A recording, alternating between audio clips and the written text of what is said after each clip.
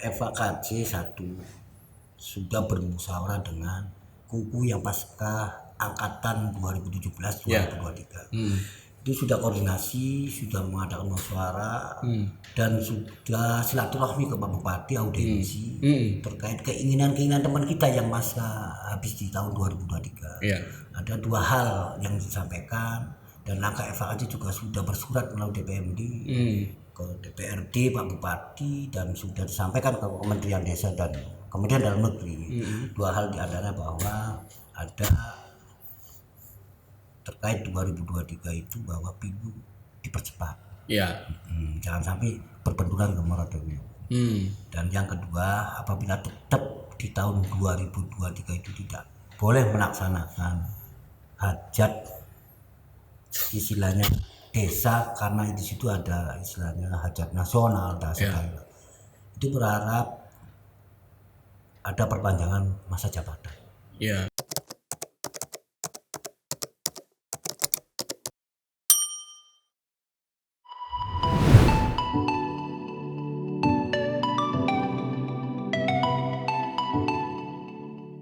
Assalamualaikum warahmatullahi wabarakatuh.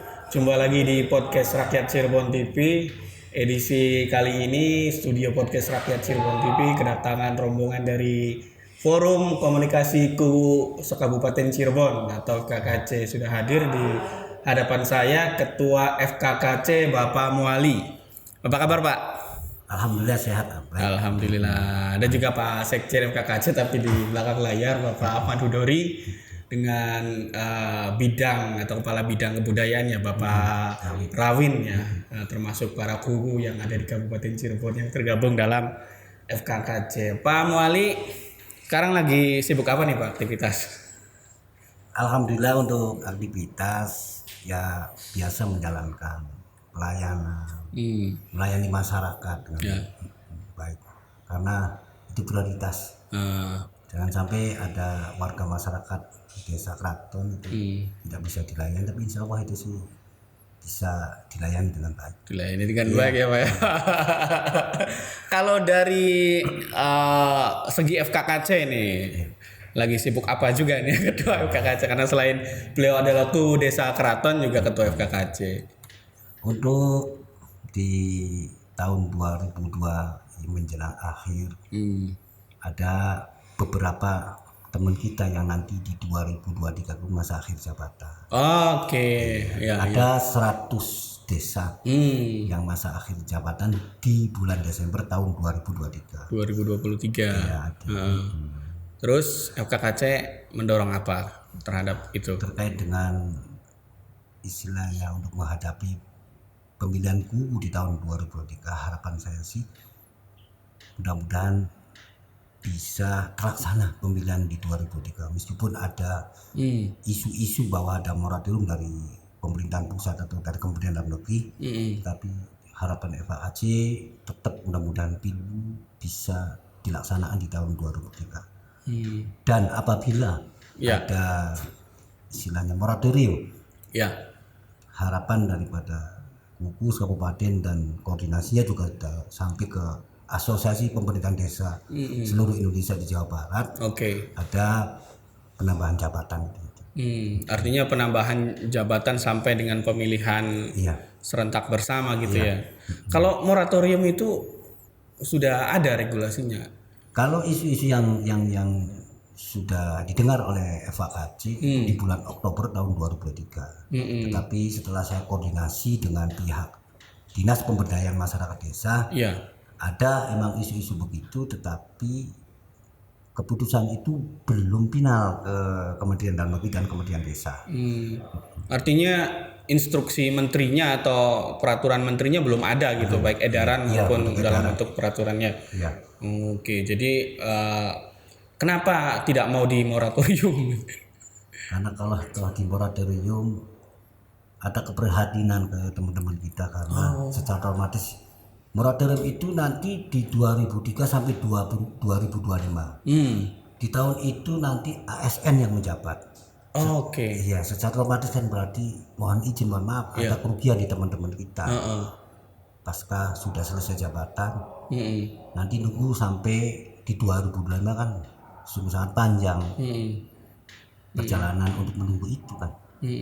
Jadi pengennya pemilihan serentak aja untuk di 2023 itu. Iya, tetapi kalau di pemilihan daerah kan sudah dipersiapkan anggaran di tahun 2023 itu untuk pelaksanaan pemilihan kubu. Oh ya udah, pemilihan aja. Ya, harusnya begitu. Anggarannya ada ya, buat apa? Artinya sudah dianggarkan di APBD untuk di Kabupaten Cirebon gitu ya. Iya. Oke, menarik itu. Kalau selain menghadapi pemilihan kubu serentak di 2023, untuk FKKC ada aktivitas lain selain itu? Ada beberapa agenda yang berhubungan dengan kegiatan-kegiatan forum kubu. Pertama, kita harus merasa bersyukur bahwa ada kegiatan teknologi tata guna, TTG namanya, nanti di tanggal 18 sampai tanggal 21 di bulan Oktober. Di situ FKKC juga hadir, diundang oleh DPMD karena hajat ini sebenarnya sih hajat Provinsi Jawa Barat. Cuma tempat itu di Kabupaten Cirebon.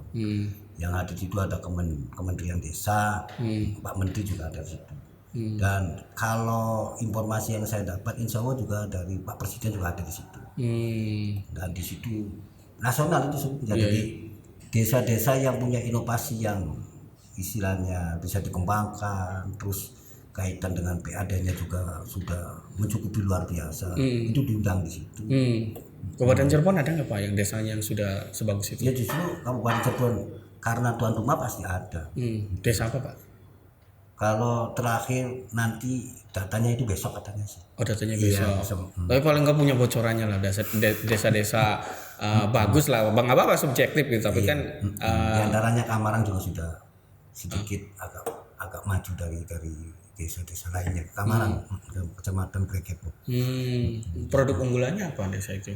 Di situ juga ada saung wisata, terus istilahnya produksi tentang terkait istilahnya sampah juga sudah begitu baik, proses sampai di situ juga ada terkait peternakan, sapi, domba juga sudah ada itu. Jadi sebetulnya banyak desa-desa di Kabupaten Cirebon yang punya potensi seperti itu Pak ya. Mungkin di tahun 2023 itu ada keleluasaan untuk mengelola anggaran desa di situ.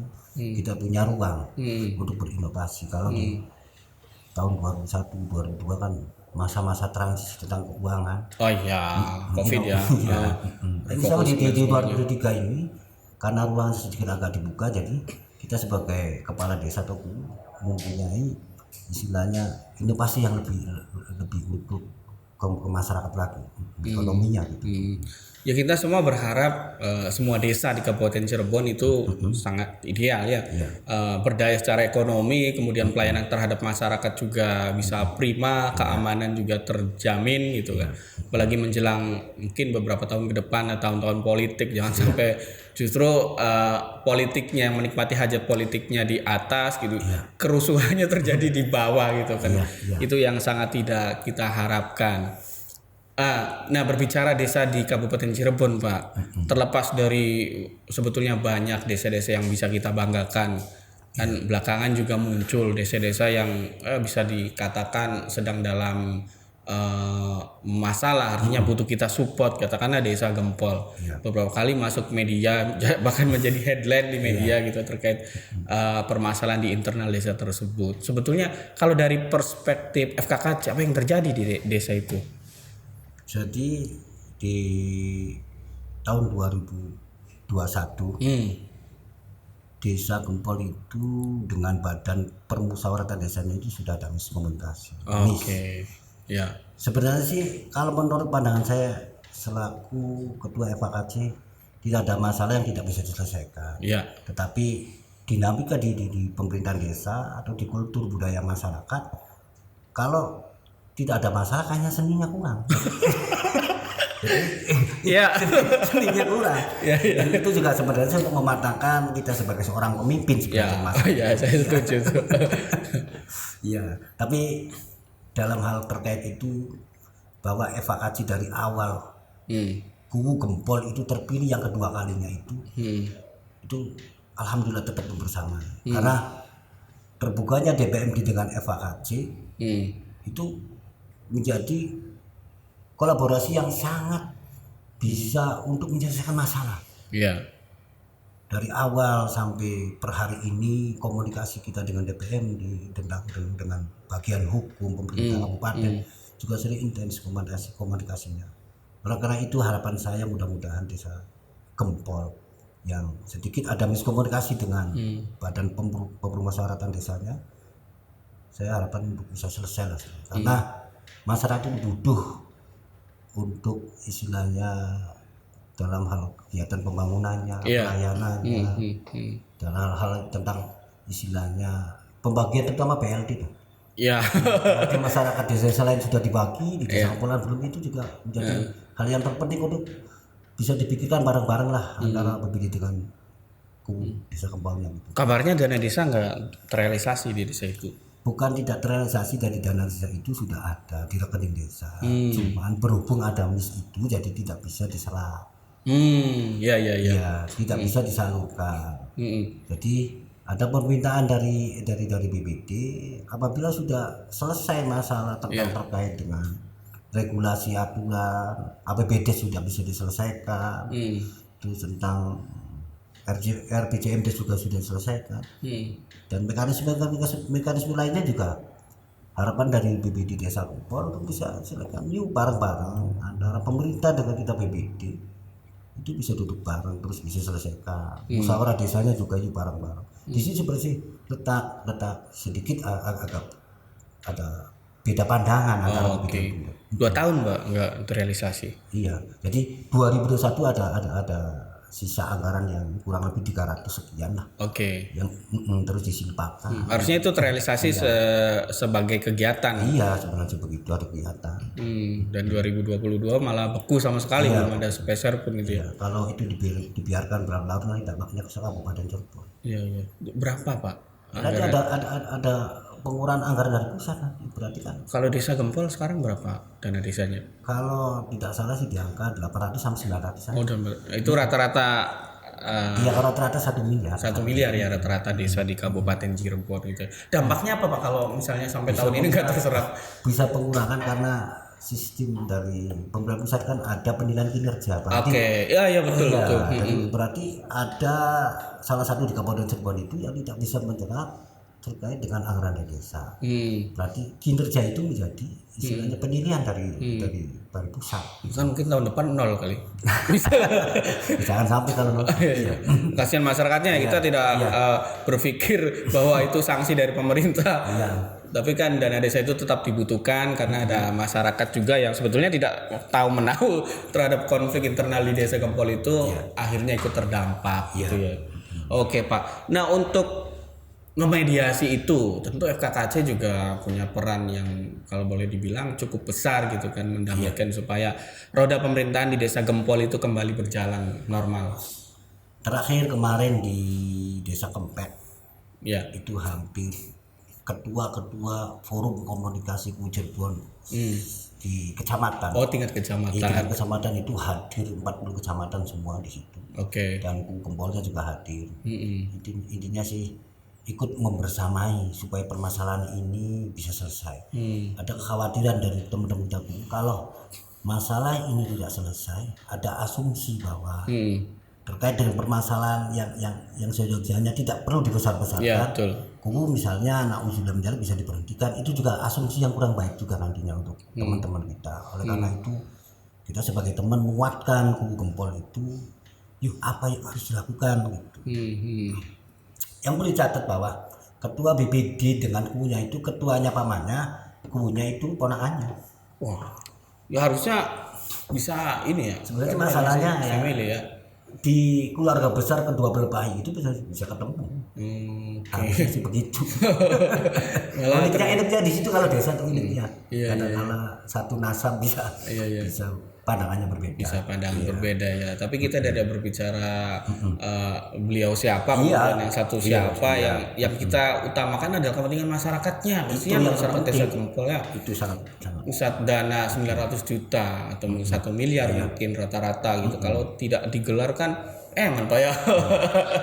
Dan itu menjadi cerita yang kurang baik lah. Kalau sampai terjadi begitu.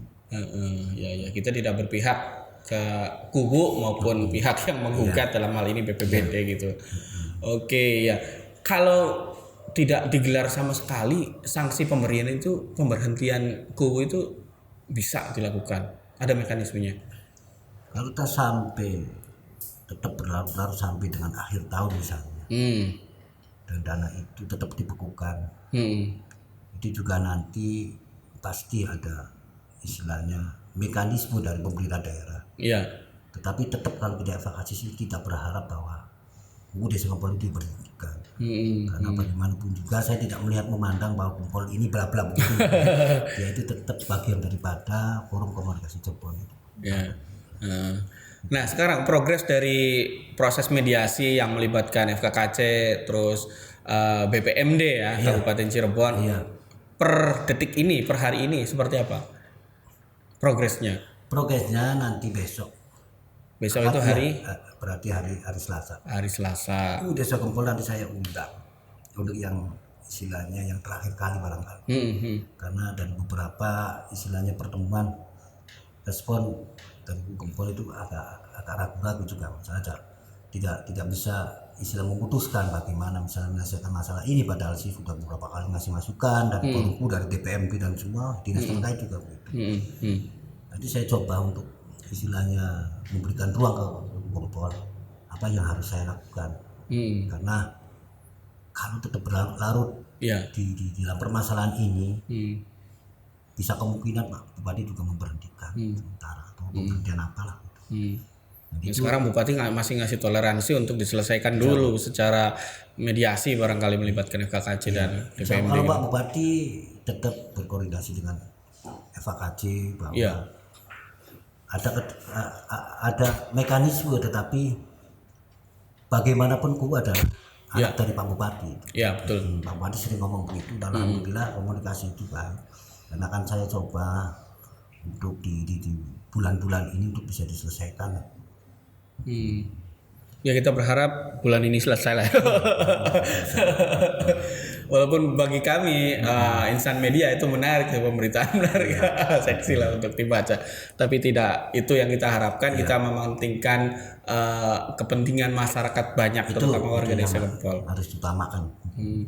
Oke, selain desa Gempol, yang dinamikanya sedang terjadi di desa mana lagi ini? Ya kalau untuk desa-desa lain kemungkinannya langsung dan tidak langsung ada dinamika itu, tetapi standar potensinya kan masih bisa diselesaikan di internal desa. Kalau sistem evakuasi apabila masih bisa diselesaikan di kecamatan itu melalui forum ketua kecamatan, itu ya bisa masih diselesaikan. Ya kita semua berharap begitu ya, jangan sampai mencuat. Saya jadi teringat ini Pak, mohon maaf ya, walaupun ini agak sudah lampau dan memang sudah selesai kasusnya. Desa Citemu, ada kubu dengan kaur keuangan ya, kalau nggak salah berkonflik terkait tuduh-tuduhan siapa yang korupsi, kemudian sampai menjadi atensi Menteri Koordinator Politik dan Hukum kan dan HAM gitu, Pak Mahfud MD, Menko Polhukam gitu loh.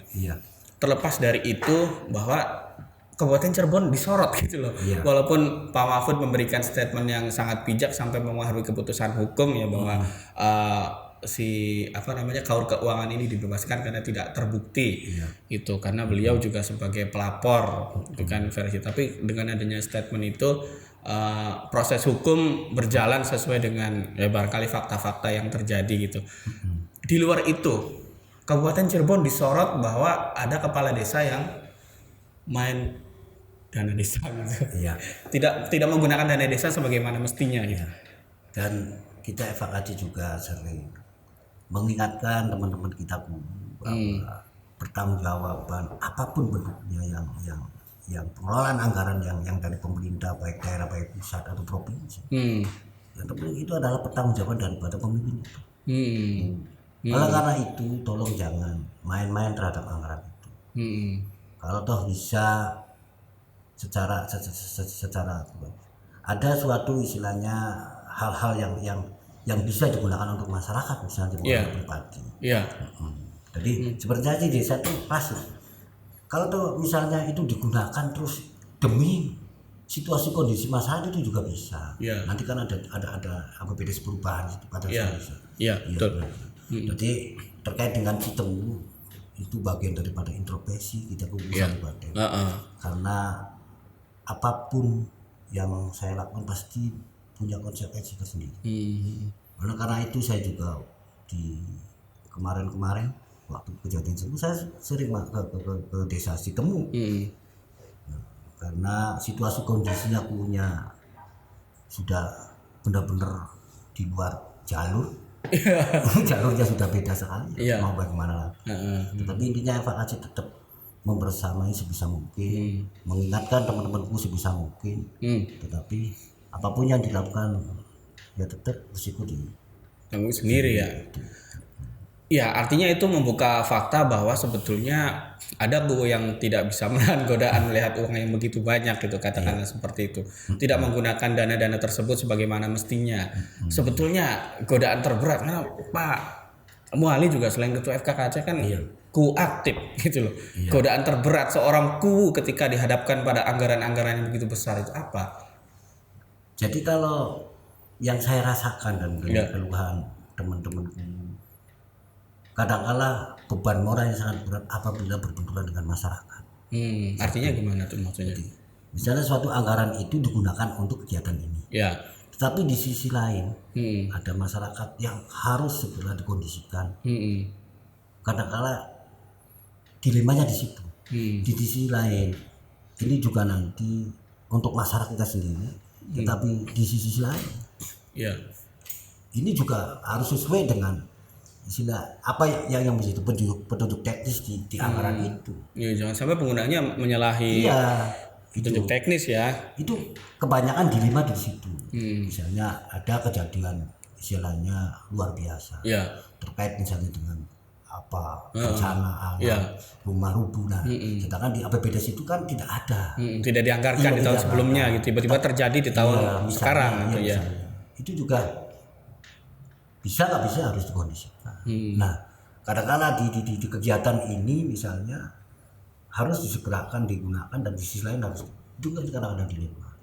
Tapi apabila kita fair menggunakan itu tidak ada masalah menurut saya sih. Karena itu juga tetap kita harus istilahnya musyawarah dengan kelembagaan-kelembagaan ada yang di desa. Dan itu bukti musyawarah itu adalah bukti fakta sebenarnya. Sebab ada peralihan untuk kegiatan ini. Iya, siap. Berarti selain dana desa, dana apa lagi yang masuk ke kas desa itu? Kalau ada dari Kabupaten Cirebon terkait dengan penghasilan tetap itu sih. Dan berapa per tahun? Kalau untuk rata-rata? Untuk kubu itu 4 juta, kalau perangkat desa 2 juta. Per bulan. Itu masuk ke pribadi berarti? Iya, ke rekening pribadi dan kalau untuk kas desa kita tidak berbicara masuk yang pribadi. Kalau berbicara kas desa itu tidak mesti sama. Ada yang desa itu kas PAD-nya itu luar biasa di angka misalnya 400 sampai 500 juta. Ada per juga, tahun. Iya, ada juga beberapa desa yang sudah hampir mendekati 1 miliar juga ada PAD-nya. Jadi di situ karena ada misalnya di desa itu ada pasar desa misalnya, kamu juga tiap hari retribusi dan lain sebagainya ditarik semua ke desa terus yang BUMDesnya sudah maju gitu ya. PAD juga terkaitan misalnya tanah sawah yang harganya di atas rata-rata karena potensi penanamannya bisa 2-3 kali juga mahal kan. Jadi di beberapa desa di wilayah barat perbatasan Indramayu itu mahal. Dan bedanya alhamdulillah kayaknya sih tinggi. Itu berarti jumlah yang diterima atau yang didapatkan masing-masing desa itu berbeda. Kalau bantuan dari provinsi? Bantuan dari provinsi itu ada 130 juta. 130 juta per tahun rata-rata. Iya, itu juga buat BPD lembaga ada. Buat perangkat dan kubu juga ada. Nah, pembangunan paling di angka 60 jutaan kegiatan pembangunan. Dan itu sebenarnya sih khusus untuk masalah hal yang berkaitan dengan desa, misalnya mau rehab desa, misalnya terkait dengan itu, dan pembangunan lainnya juga bisa saja. Itu di provinsi. Kalau dari pemerintah pusat, bentuknya apa? Dana desa. Dana desa itu hanya satu dana desa. Rata-rata 900 juta atau sampai 1 miliar per desa. Kalau di rata-rata 1 miliar. 1 miliar ya. Dengan dikali 412 desa. Berarti ada 412 miliar dari anggaran dana desa aja yang berputar di Kabupaten Cirebon setiap tahun ya, hampir setengah triliun ya. Iya, tiap tahun. Ya. Menurut Pak Muali, dana yang begitu besar gitu kan, kalau dibandingkan dengan perkembangan desa-desa di Kabupaten Cirebon, apakah sudah sebanding dulu sih? Kalau kita berbicara istilahnya berbanding ya tidak terlalu jujur begitulah. Tidak terlalu jujur begitu. Kita berbicara dampak ya, ada anggaran yang mengalir di Kabupaten Cirebon begitu besar. Dengan progres perkembangan desanya itu seperti apa gitu? Ya, kalau menurut saya itu Jatiku 2012 Ya. belum merasakan dana desa. Oke. Iya. Terus di 2015 itu awal tahapan dari desa mulai diwujudkan dari dana desa. Dampak yang sangat dirasakan itu terkait dengan infrastruktur desa. Yang dulunya kadangkala desa ini Ya, sedikit betul. agak tertinggal. Terus dengan adanya dana desa, perjalanan hiruk pikuk tentang perekonomian apa juga, alhamdulillah saya kalau lihat sangat merasakan sekali. Dengan adanya jalan itu bagus, yang wewenangnya asli desa bukan pemerintah kabupaten Iya betul, jalan desa, ya jalan desa, gang-gang itu. dan itu dirasakan sekali, terutama infrastruktur nih. Nah, kalau di tahun 2023 itu tentang ekonomi nanti yang diprioritaskan tentang perekonomian. Jadi kurang lebih 5-6 tahun dana desa berjalan itu baru hanya sebatas infrastruktur ya yang lebih bagus gitu. Infrastruktur, karena kalau lihat zaman dulu kita masih belum mengenal pemerintahan desa itu sangat dirasakan sekali jalan itu.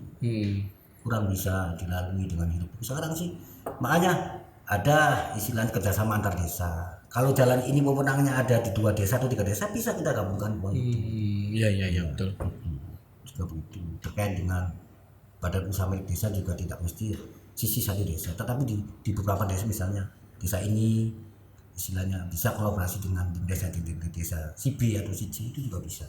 Kalau jalan desa di seluruh Kabupaten Cirebon sudah tercover semua Pak? Kalau berbicara sudah tercover semua namanya itu sombong ya. Iya namanya sombong pasti. Iya. Jadi tidak mestilah tercover semua, tapi minimal sudah limitnya 75%, 70% itu bisa direalisasikan. Jadi tetap ada masih jalan-jalan desa yang masih berlubang gitu ya. Biasanya yang kadang-kadang sedikit kurang di-cover itu jalan usaha tani. Oh ya. Iya, karena dilalui oleh khusus istilahnya para petani. Kalau desa-desa jalan yang istilahnya sering dilalui oleh beberapa desa ekonomi ya. Insya Allah. Dan mungkin untuk tahapan berikutnya paling bukan pekerjaan tapi pemeliharaan. Karena ada yang sudah yang 3 tahun, 2 tahun misalnya sudah sedikit karena ada istilahnya kendaraan-kendaraan berat yang lewat situ, ya kan.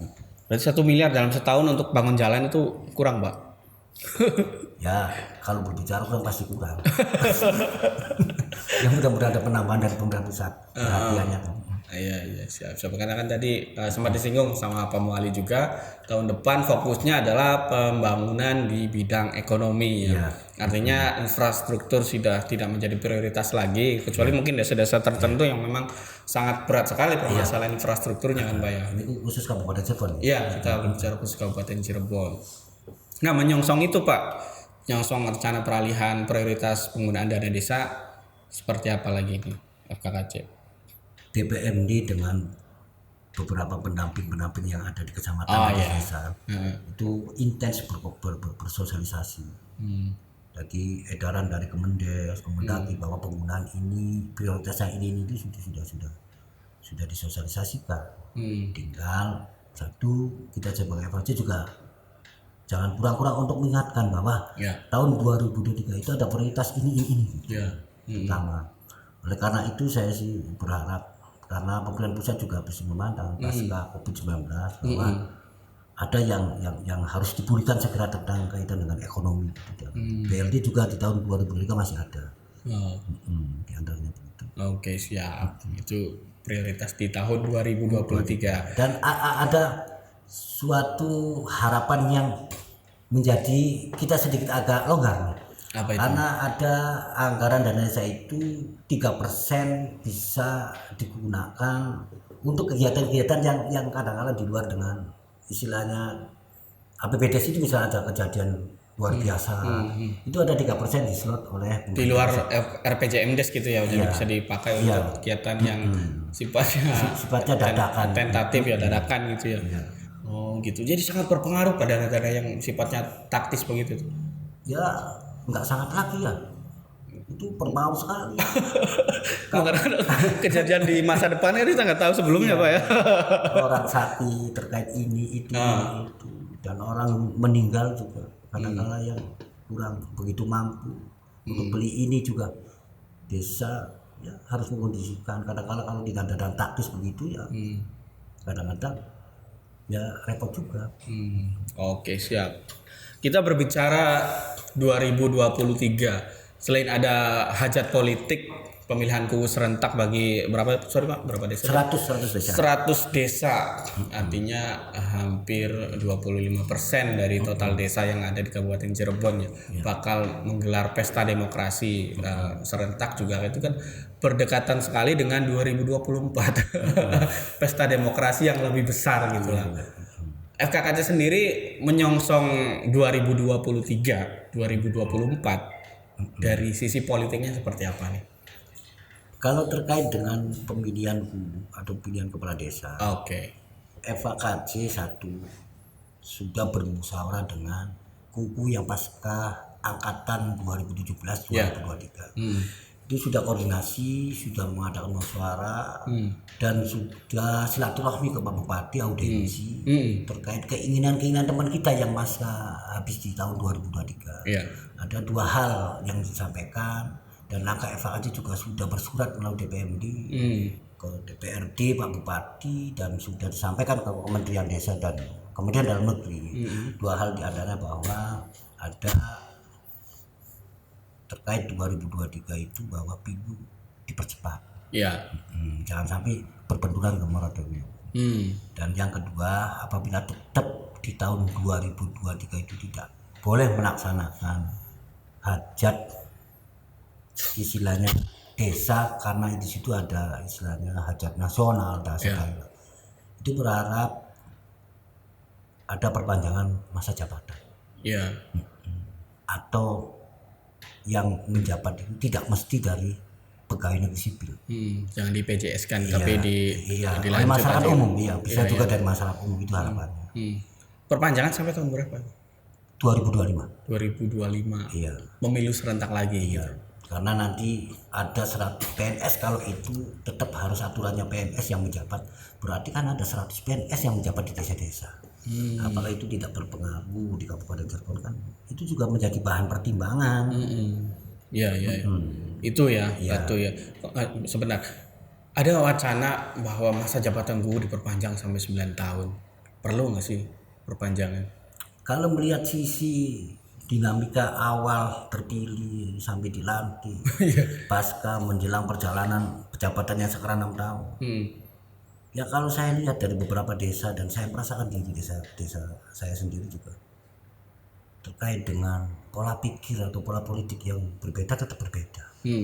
Tidak bisa istilahnya yang dulunya lawan politik itu sebegitu gampang untuk bisa menyatu dengan pemerintah desa, itu tidak bisa. Kalau di desa seperti itu ya, maksudnya masih kekeh ya. Gesekannya itu luar biasa. Perjalanan 6 tahun itu tidak gampang begitu selesai.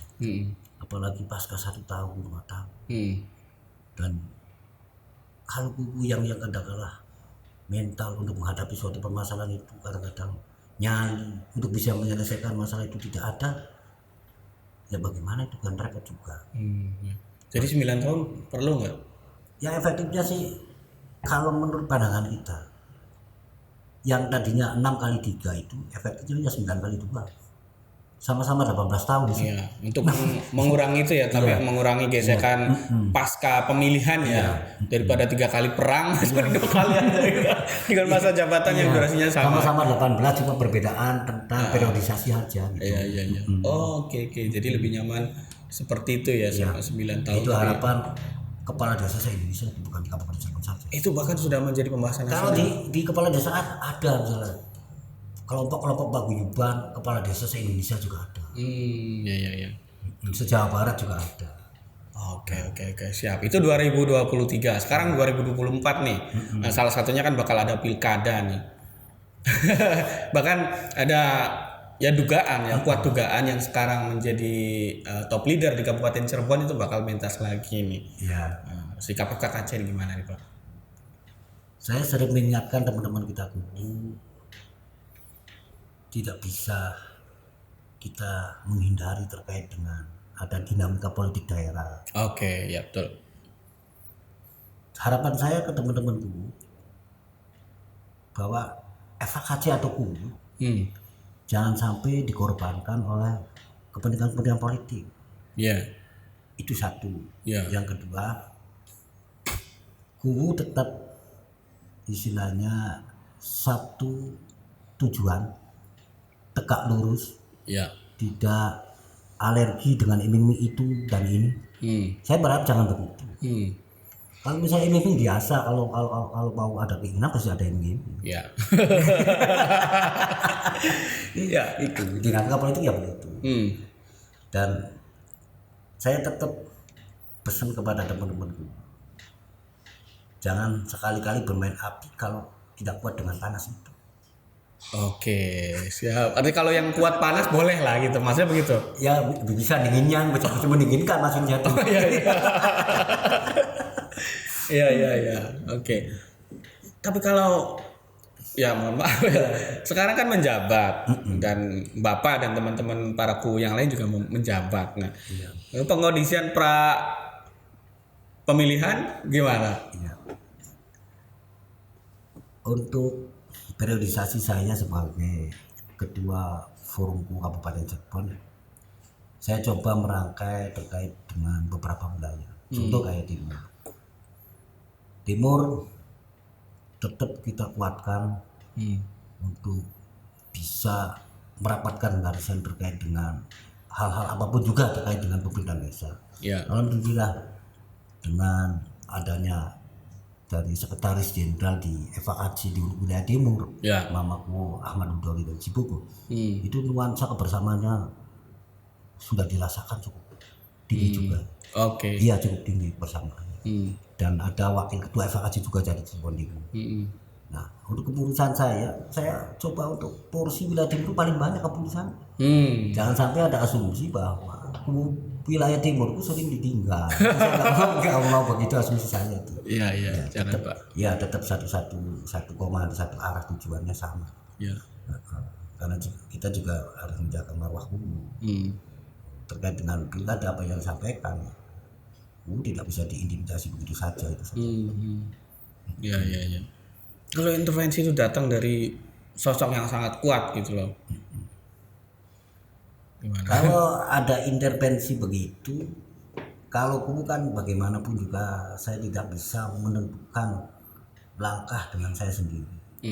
Tetapi yang perlu dicatat satu lagi nih, bahwa kubu jangan sampai jadi korban komoditi politik begitu. Iya. Karena kalau bilang di undang-undang desa kubu tidak boleh bermain politik itu, tetapi itu tanda kutip tidak bisa dihindarkan, pasti ada.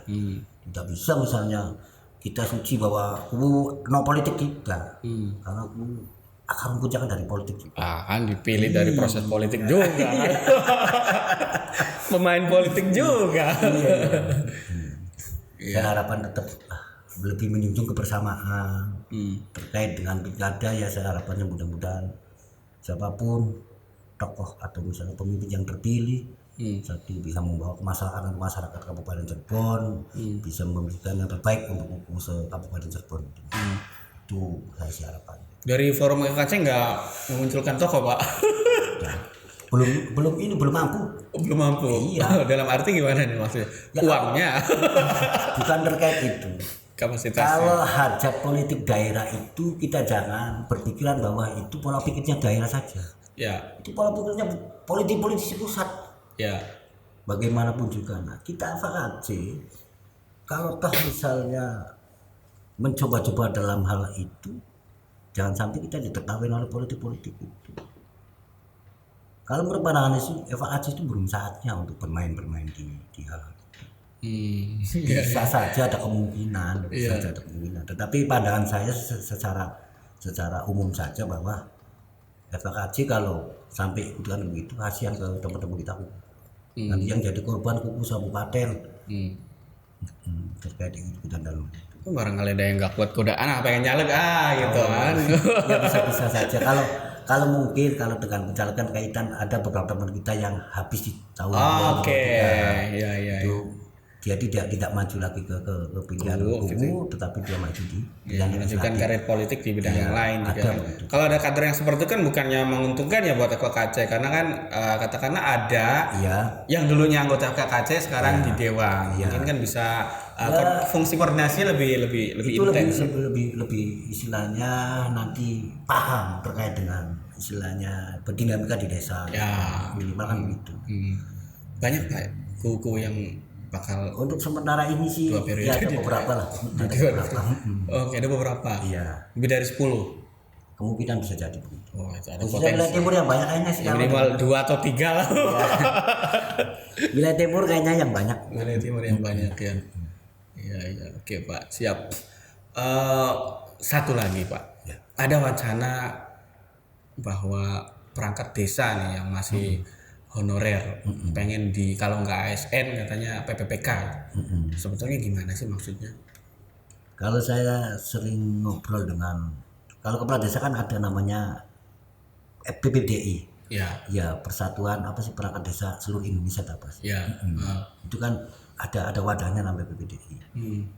Kalau saya pernah ngobrol bahwa minta kesadaran yang sesuai standar gitu katanya. Sesuai dengan pegawai negeri sipil gitu. Ya itu sih sah-sah saja ya permintaan. Tetapi kan kembali lagi kalau tahu begitu berarti otomatis kan dari pemerintahan pusat itu harus ada urunan yang jelas, aturan atau turunan yang jelas. Berarti FKKC sih santai aja mau diangkat jadi PPPK atau ASN, nggak masalah, enggak pun kelihatannya santai aja. Iya, kalau FKKC itu misalnya dipilih ya sama saja dengan misalnya proses pemilihan bupati, gubernur sampai presiden. Ya tidak berharap misalnya diangkat misalnya sampai jadi misalnya PNS tidak berharap begitu karena sadar yang dibully secara langsung oleh masyarakat. Politik demokrasi itu adanya di desa dari tahun-tahun awal. Oke, Pak. Bapak kan mungkin dengan teman-temanku yang lain ada Pak Hudori juga itu dipilih secara demokratis oleh masyarakat terlepas ada konflik atau mungkin berjalan damai gitu. Tapi ada amanah yang dititipkan oleh masyarakat kepada Bapak dan teman-temanku gitu loh. Arti amanah atau arti kepercayaan yang dititipkan kepada Bapak tuh sebagai guru itu seperti apa menurut Pak?